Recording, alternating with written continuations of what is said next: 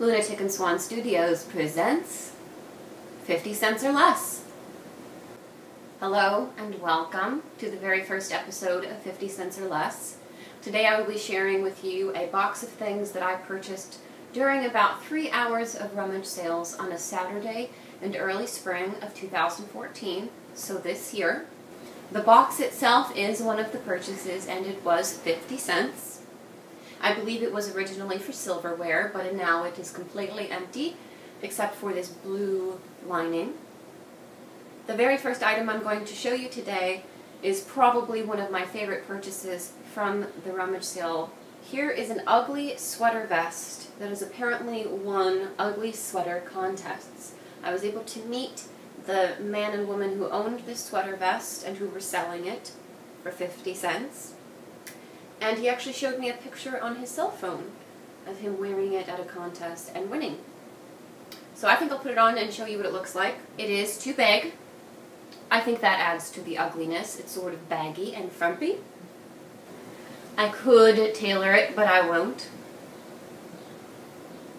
And I believe the item is handmade based on the way the yarn is tied inside of the vest. Here's another wearable item that I got that day. It's a hat. It also isn't quite the right size, but it does fit enough to get it on, though you can see it's probably a child's hat.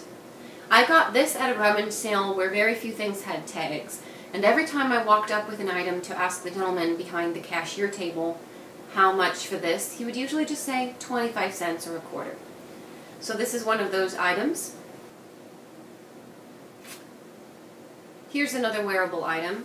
It's a vintage belt, fuchsia, stretchy elastic, metal buckle.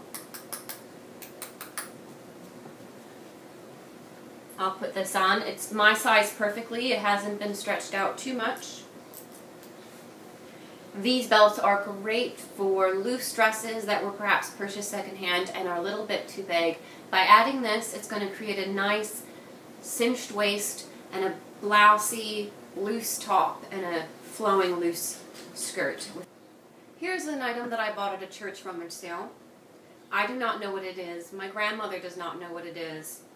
And the woman who sold it to us did not know what it was. However, the best guess that I heard was that it was a meatball scooper.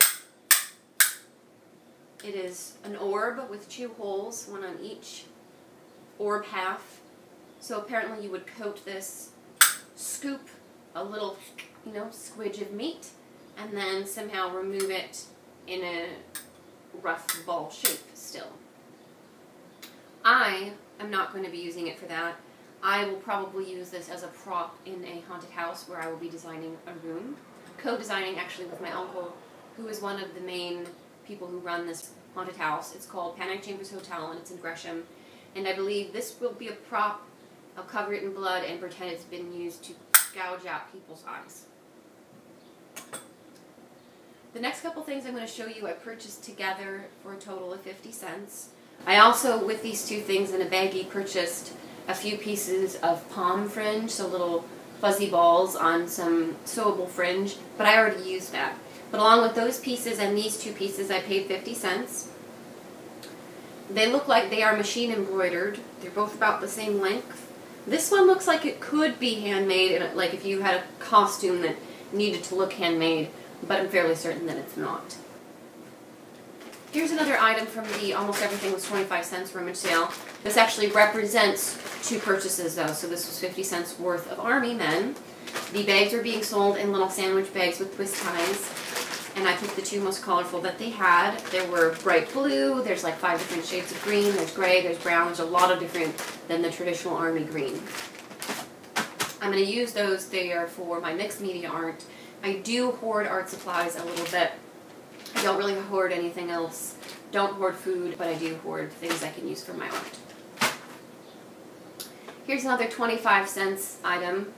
I don't exactly know what it is. It's a little figurine. I think it's supposed to be a monkey, but the facial expression does not look like something a monkey would have on his face. The eyes and the mouth are a little bit more human. I like it because it's very strange, and I do collect little figurines. I used to keep them displayed, but currently the house is too small for the cats and they get restless and they'll play with my figurines. Here are some items that were actually less than even a quarter. These were only 10 cents a piece. They're 2 bookmarks. This one has a holographic set of dolphins, and this one says, "Shh, I'm trying to read," and it comes in a plastic case. I'll probably give these to my brother-in-law. He's a librarian in Denmark, and I have been told that he likes bookmarks. I hope that's true because I'm always giving them to him. Here's an item that actually still has its original price tag, so it was originally $2. I paid 50 cents for it, which was probably too much. It is apparently a gag gift from a bachelorette party that the woman attended. It is a grow a boyfriend, grow up to 4 times the size in water. It says grow a boyfriend will begin to grow within 2 hours and reach full growth within 72 hours. It will slowly shrink to smaller size when removed from water. So, interesting little gag gift. I thought it was small and easy to mail. So if I want to send someone a care package, this sort of thing is perfect. The next thing was 25 cents. It's a little bit dingy, but I really liked the colors. So it is a little pad for grabbing hot things out of the oven. It's a little loop for hanging. And like I said, I love the maroon, I love the gold and orange and the pink and the green. I love it. The next item is a little piece of media. It is a VHS tape that has actually 3 movies on it. It's called The Classic Detectives. So it has 3 detective stories, and one of them is Sherlock Holmes and the Secret Weapon. I'm excited about that because I really enjoy Sherlock Holmes renditions, especially in film and television. The next item I'm going to show you is also a little bit beat up, but I can use it to make art. It is a photo album. Usually it has a little bow and this blue ribbon tied. And inside the pages actually are cut out. And what you do is you actually slide photos into the page, and then you can see them. So it would be, you know, like that. And I could put art prints in here, and I could even paint the pages. So instead of having birds and flowers and little moths and probably butterflies as well, it would have whatever I wanted to paint. Here is the second to last thing that I will be sharing with you. It is a few yards of this wonderful upholstery fabric. It is a cerulean, chartreusey blue with green embroidery or brocade. I have enough yards of this to reupholster the ottoman that I made myself with my partner, as well as the tinker from Jamie Demo and the Mysterious Tinker. They have an Etsy shop that I helped set up the brand for. And we made an ottoman, but the cats have left the fabric a bit dingy, so this will replace it. Now the last few things I'm going to be sharing with you were each 25 cents a piece.